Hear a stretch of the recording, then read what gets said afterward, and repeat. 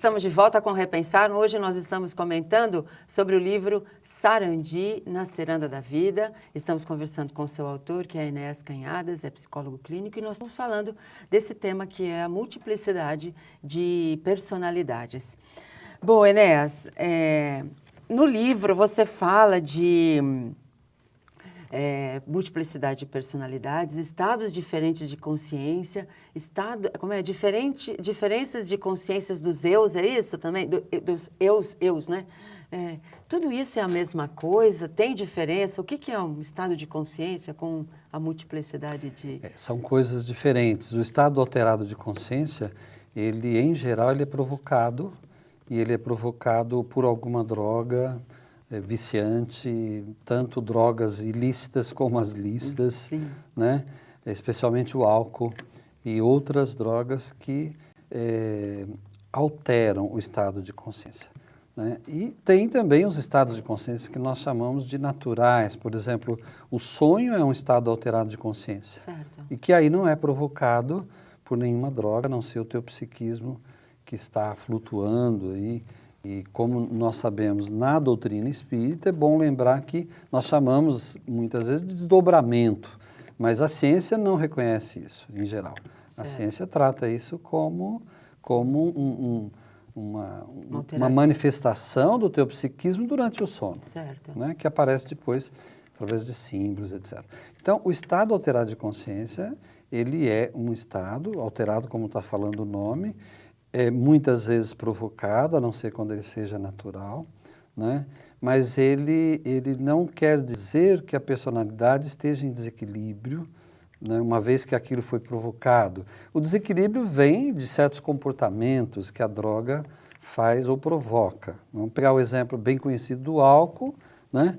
Que pode parecer que está ali um outro indivíduo. Na verdade, é uma droga que suspende em boa parte a censura, aquela censura que todos nós temos, e aí o indivíduo passa a ter comportamentos diferentes. A tal da coragem que os embriagados têm é por conta disso. Então, eu sempre pergunto para o cliente o que acontece quando ele ingere álcool. Porque tem aquele que ingere álcool e fica valente, corajoso. Isso. Tem o que ingere álcool e fica fraco. Eu sou isto, eu sou aquilo, eu não presto mesmo e tal. Então, tem os efeitos mais diferentes. Tem aquele que conta a vida toda, né? Tem aquele que fica expansivo, extrovertido, alegre. Tem o que fica introvertido. Então, dependendo dessas reações, a gente tem uma pista do que está escondido. Ah, certo. Porque se eu tenho ali um indivíduo bem falante, por exemplo, talvez eu tenha ali também um indivíduo fechado, acabrunhado, ensimesmado, quando sob o efeito de álcool ou de alguma outra droga.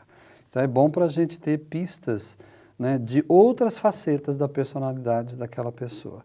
E nisso é diferente, porque a múltipla personalidade se manifesta sem que uma tenha consciência da outra. Porque a personagem, assim, ela tem... Você mostra 3, pelo menos, né? Isso. Então, uma fala da outra como se fossem pessoas diferentes, como se fosse uma outra pessoa. E ela fala da outra, né, porque o terapeuta relata, porque o terapeuta traz para o consultório, né?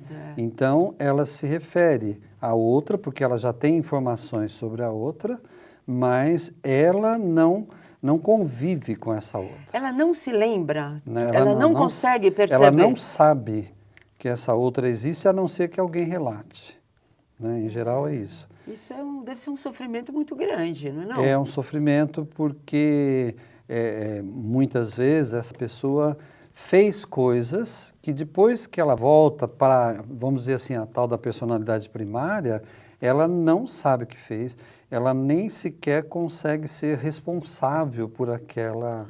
Às vezes hábitos, comportamentos diferentes, como a gente pode ver no filme As Três Faces de Eva e assim por diante. Então, uma não se comunica com a outra, embora as 3 saibam que uma primária existe, por exemplo, nesse caso. Eu acho que uma das consequências assim bem sofridas é o julgamento o julgamento das pessoas, né? Porque as pessoas julgam essa criatura como sendo uma pessoa mentirosa ou uma pessoa falsa. de né? duas caras, né? Isso. Ou então alguém relata que ela fez isto ou aquilo, às vezes quer culpá-la de alguma coisa, e ela fica indefesa, porque ela não sabe que fez aquilo. Certo. E isto causa um desespero. No primeiro momento, uma descrença. Não, eu não fiz isso, eu não sou assim. Mas depois um desespero, porque eu começo a perceber que, de fato, alguém me viu naquela outra circunstância. E isso é um sofrimento muito grande, porque num primeiro momento a pessoa não tem o que fazer, ela não sabe o que fazer. E é o terapeuta que vai conduzir para que ela vá se aproximando, vamos dizer, Sim. né? É como você trazer alguém de um vício, por exemplo, ou de um hábito qualquer muito estranho, para um comportamento mais adequado, mais moralmente digno e assim por diante. Mais regrado, enfim, mais né? regrado e assim por diante. Muito bom. Eu acho que a gente pode deixar aqui uma questão para nós tratarmos no próximo bloco, que é o tratamento, né? Se Sim. tem tratamento e como fazer. Você já falou do terapeuta, mas como efetivamente acontece esse tratamento, tá certo? Ok. Agora eu quero convidar você para ser um divulgador da doutrina dos espíritos. Se você quer colaborar de alguma forma para que mais pessoas tenham acesso a essa informação com mais qualidade, você pode juntar-se ao Clube Amigos da Boa Nova pelo telefone 0800 12 18 38 e fazer um mundo melhor e colaborar para que o mundo se faça melhor, com mais informação, com mais orientação e principalmente com mais consolo para aquelas pessoas que ainda não entendem muito bem o processo da vida. Junte-se a nós, 0800 12 18 38. Nós vamos agora a um breve intervalo e já voltamos falando desse assunto de multiplicidade de personalidades.